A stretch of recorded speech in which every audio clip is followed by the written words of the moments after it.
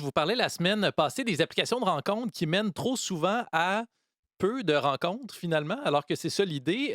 C'est un problème, donc, effectivement, qui exaspère beaucoup de monde. Sophie Jolivet l'a vécu personnellement. Donc, l'été dernier, elle a décidé, pour aider ces gens-là, de lancer des événements de rencontres appelés Match Moi. C'est un principe qui existe depuis que le monde est monde, les événements de rencontres, mais elle a voulu moderniser un peu l'idée en supprimant les mauvais côtés de la formule la plus connue.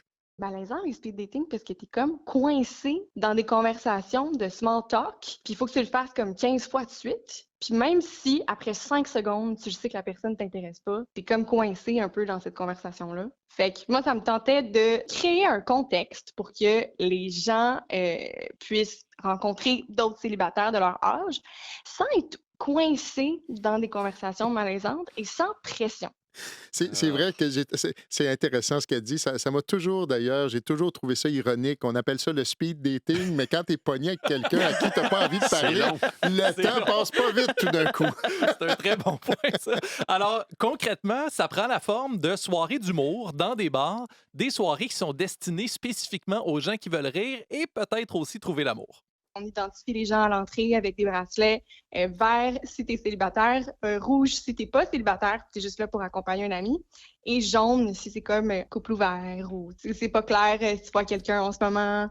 Puis bref, on a un petit jeu brise-glace qu'on donne à l'entrée. Si les gens veulent se parler, ça leur fait vraiment un point de contact. Mais s'ils veulent juste regarder le show, prendre un verre avec leurs amis, ben c'est correct.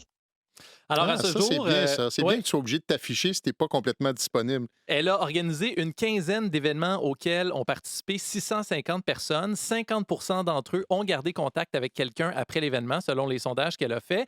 Alors, il y a une soirée 25-40 ans qui est prévue vendredi soir. C'est complet. Une autre le lendemain, édition gay queer. Hugo? Ben, je voulais juste mentionner que vous portez un bracelet jaune, un bracelet vert et un bracelet rouge. Ouais, j'ai beaucoup de bracelets. C'est ambigu. Oh, c'est très Donc, drôle, vous êtes ça, à la Hugo. fois en couple, à la fois célibataire et à la fois Écoutez, j'ai un bracelet de l'amitié de ouvert. Taylor Swift aussi, fait qu'on le prendra pour ce que ça vaut.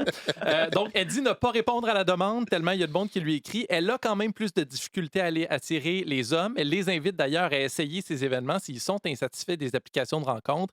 À terme, elle veut en faire davantage de ces événements et dans d'autres villes. Vous pouvez la trouver à Match Moi MTL sur TikTok et Instagram. Il y a même une liste d'attente pour les intéressés.